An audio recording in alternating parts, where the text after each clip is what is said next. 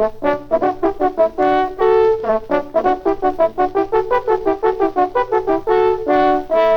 is a tale that was told in the days of good King Arthur and his faithful knights, Sir Gawain and Prince Valiant, and his beautiful wife, Alita. It was about 1,500 years ago, just after the Roman army had left England and gone home to protect their crumbling empire. Arthur called his knights in council to talk about the problems of the kingdom.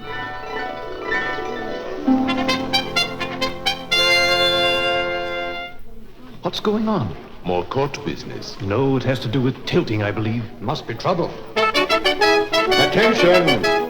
King Arthur will speak.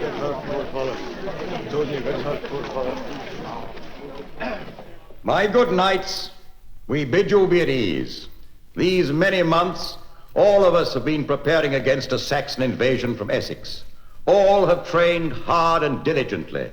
All have earned a rest. Now, the only problem which needs be solved is to rid our forests of outlaws who attack our subjects and kill our royal deer. But this will be far from easy and must wait until we have laid proper plans.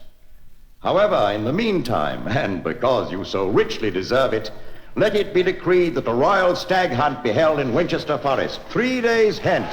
Well, what luck! Hear, hear. Yes, there was to be a hunt, and everyone in Camelot helped to prepare for it. New shoes were fitted on the horses, bows were tested, gear and harness polished, and most important, the master of hounds picked out the best packs of sentenced stag hounds. Everybody was excited and happy over the coming event, but none of all the younger knights and squires looked forward to the hunt more than did Prince Valiant and his lovely wife, Alita.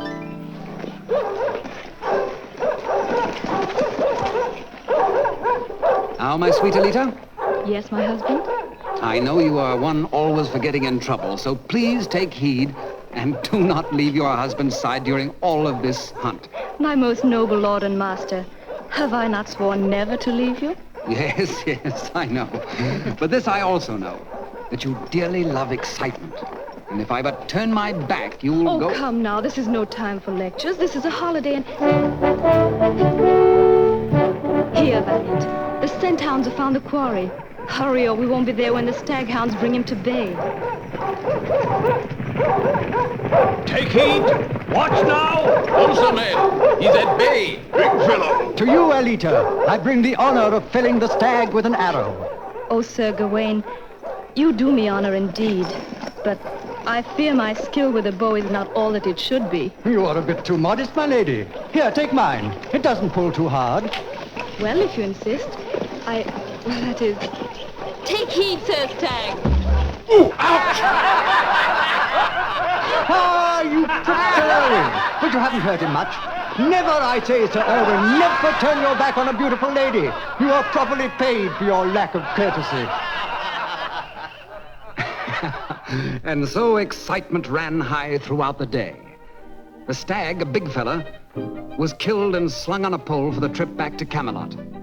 But Valiant and Alita and Sir Gawain, singing and joking, separated themselves from the main body and rode deeper and deeper into Winchester Forest. Then of a sudden they realized that, silently as the afternoon shadows, they were surrounded by forest outlaws. The self-same outlaws King Arthur mentioned in council. Halt, you three! I am Hugh the Fox, leader of this merry mess of cutthroats.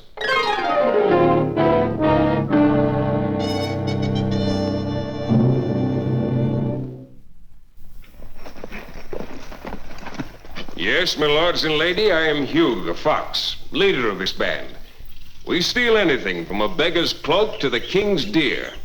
We've even been known to steal his knights, too. They come in handy for ransoming. I fear you have lived so long in the forest that you have forgotten your manners. Ouch, my ear! Then up on your feet. Even the best of rogues should not remain seated when a princess stands. I'm delighted to play host to royalty like Sir Gawain and Prince Valiant. And as a matter of business, princesses fetch a much higher ransom. Now come with me. Hugh the Fox then led his prisoners through the trackless forest. There wasn't any escape, for outlaws were seen all around them, flitting like shadows among the trees. Finally, after miles of walking, a mouth-watering smell of roasting venison filled the glade. And Prince Valiant, Alita, and Sir Gawain saw in a clearing the fire with racks and benches and tables set up for a meal.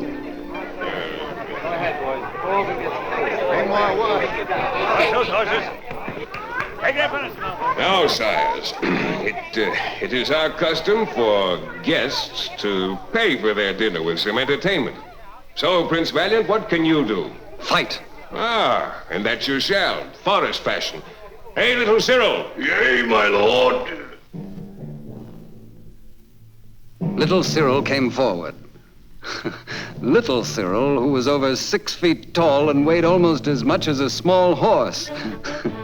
He had a grin on his face, and in each hand he twirled a quarterstaff. These were made of good hard hickory, about 4 feet long and 1.5 inches thick. Prince Valiant's heart beat just a bit faster. Not that he was afraid, for when a boy he had played this rough game. But he didn't know whether his skill and stout heart could match this champion's. So the contest began.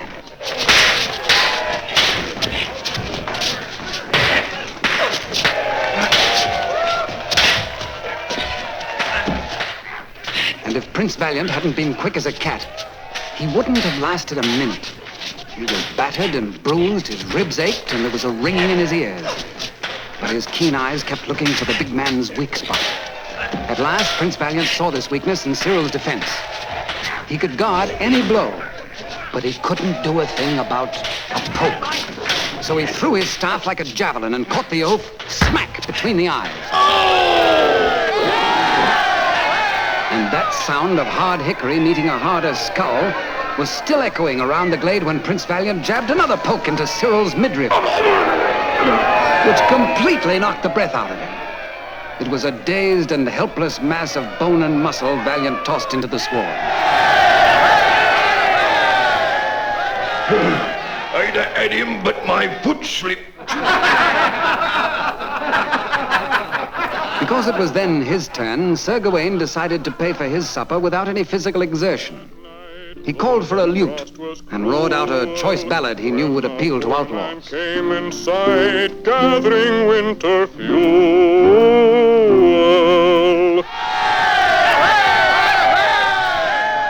Then they turned to Alita. And because she was a great swimmer, she challenged Hugh the Fox to a race in the lake. Each time, she purposely ended it in a tie.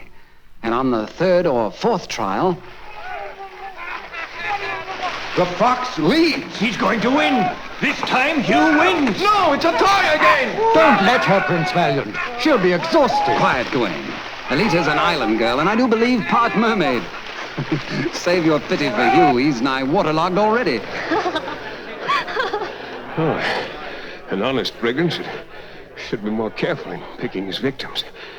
These 3 are the most upsetting I've ever held for ransom. And as time went by, they became more and more disturbing. Alita, always fresh and dainty, made the whole band pay more attention to clean faces and trimmed beards than to the merry arts of banditry. Valiant and Gawain wrestled with one outlaw after another. The growing line of cripples resulting from this rough sport showed the skill and training of King Arthur's warriors. Hugh listened to the thump of falling outlaws and groaned and was very unhappy. Oh, soon I won't have any able-bodied men left. Hello! Hello! Well, stop the game, men. Here's the courier returned from Camelot. Well, what news, courier? I tried to deliver the demand for ransom, Chief, but the gates of Camelot are tight shut, for the king and all his knights have gone to war on the Saxons. Oh, we'll have to hold you 3 until he returns. And then I... Call your men to arms. We march to fight beside our king.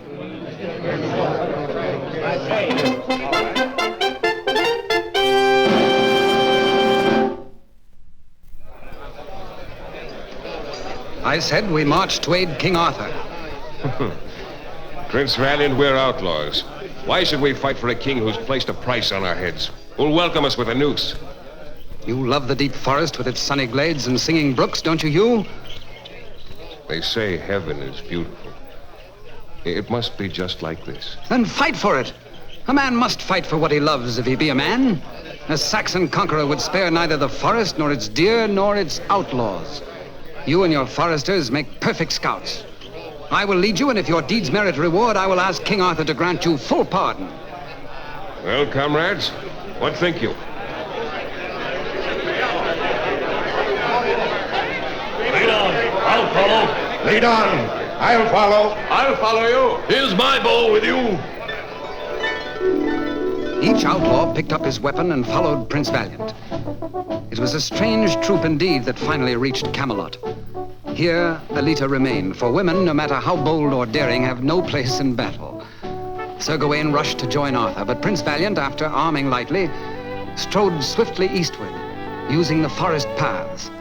He only saw his men when a shadowy figure stepped silently from among the trees and gave him directions. At last, Prince Valiant came upon Arthur's camp and immediately offered the king the services of his band of scouts. And he told nobody that the scouts were outlaws. Arthur welcomed him. If your men will supply us constantly with information of Chief Horsa and his Saxon army, and at the same time, let none of their supply columns get through, then, Prince Valiant, even though they be stronger in numbers, we will outwit them. Sire, it will be done. And done it was. Hugh the Fox called his band together, not by blowing a horn or shouting, just a certain bird call that passed from man to man. Prince Valiant told what was wanted of them. He gave no orders, for he knew they were as wild and free as their forests and would do things their own way. But day after day, vital information passed back to King Arthur. And day after day, no food went through to the enemy. Nor did Horsa, chieftain of the Jutes and Saxons, learn anything of Arthur's whereabouts. Well-aimed, silent arrows stopped all his scouts. Horsa, the mighty chief, became desperate. He was unable to learn the strength of Arthur's army, and now his men were starving. So he ordered a retreat to a stronger position. And in the king's camp that night, Arthur made a startling announcement, proposing a seemingly impossible move. We will move our army of mounted knights unobserved through the deep forest. As this has never been done before, Horsa will not suspect us. Prince Valiant's scouts will find the necessary path and game trails and screen the maneuver from enemy spies. We will do it, sire. Horsa was an able leader. His army was unmounted, so he moved it back toward Essex in battle formation and over terrain unsuited to knights on horseback. But where were Arthur's mounted knights? Horsa felt as if he were fighting with shadows, for the scouts he sent out never returned. Then, to his surprise, he saw King Arthur's forces before him. For a moment, he pondered. The knights in battle array were afoot. Was this a trick? But no, it could not be. It would have been well-nigh impossible to have penetrated that dense forest on horseback. The knights must have dismounted and marched to their present position on foot. So Horsa sounded the charge, and Arthur, on the edge of the woods, heard. He fell into our trap, men. Remember each and every step, you leaders. We're outnumbered, so our men will fall back in good order and fight fiercely. But we will be forced back nevertheless. Now, when you hear the horn, remember to... And across the wide meadow right to the forest's edge, they retreated.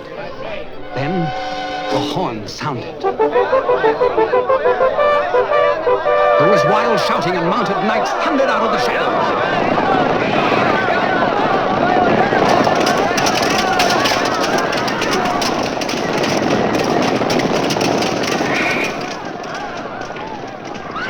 A miracle indeed for horses to have charged from a forest.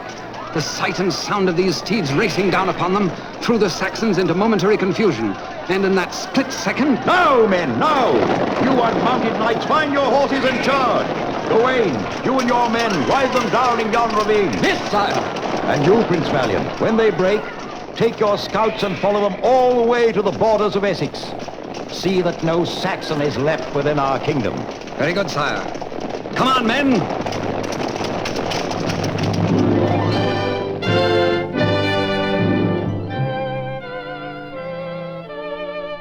That is how Horsa was tricked into fighting on a field chosen by Arthur. And so England was saved from the barbaric horde.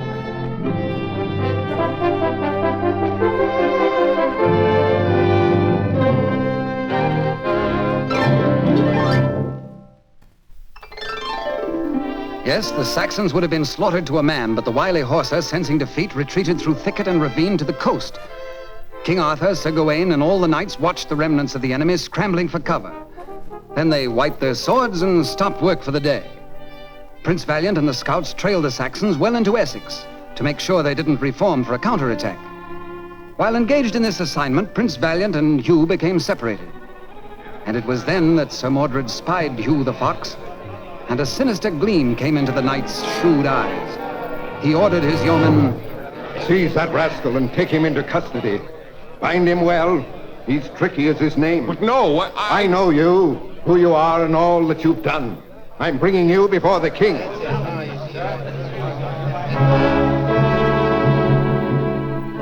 Hugh's wrists were bound, and he was led before King Arthur.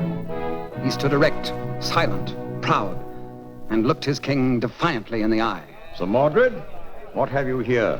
Sire, this is Hugh the Fox, leader of a band of cutthroats. I found him skulking about the battlefield, and I've brought him in for trial. Indeed. Be this the rogue who, lo, these many years has kept our forests lively? I know him, sire. He held me for ransom. Well, I know you, the robber. 'Tis he, my lord. Yes, yes, we know him well. Hang him! Hang him! Before I pronounce sentence, is there anyone to speak on the prisoner's behalf? Make way! Let me through! How now, Prince Valiant? What brings you puffing and panting to this court? Hold! I will be this man's advocate. It is I who should be hanged, for I am leader of this band. What mischief are you up to now, Prince Valiant? Sire, that Hugh and his merry rogues have long since merited hanging, I do not dispute. But these same outlaws, these very same rogues, were the scouts who enabled you, sire, to stand victorious on the battlefield. So hang us all, my liege lord, including those who make these men outlaws. It is certain Camelot would be more peaceful and quiet if Prince Valiant were. And who are those that make outlaws of men? Some of your nobles, sire, who are harsh and unjust to their serfs. Brave men who love freedom and independence have but one recourse, to escape into the forest and live as outlaws. I see there be many among you nobles who turn away from our gaze. Come, lad, don't waste any more of our time. You intend wheedling a pardon out of me for your rascals? What have you got up your sleeve? Only that it is a shame to waste such good scouts. If they were paid to take young lads into the forest to train, they would not have to rob.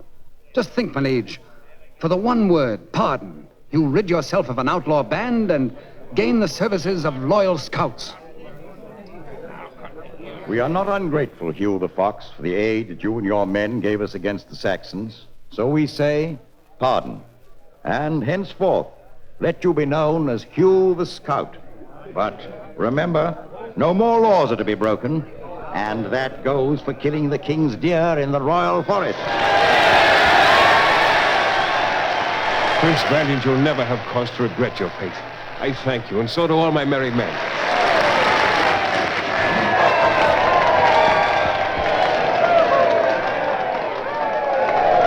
Comrades, you have won your pardon. No longer can you be hunted like beasts in the forest. You can now build your own huts and cultivate the glades. Proudly will you raise your children as loyal subjects of the good King Arthur. But remember, you are scouts of the royal army and must train young lads sent to you. Your knowledge of woodcraft and hunting will make them valuable soldiers to protect Britain from all her enemies. For freedom also has its responsibilities.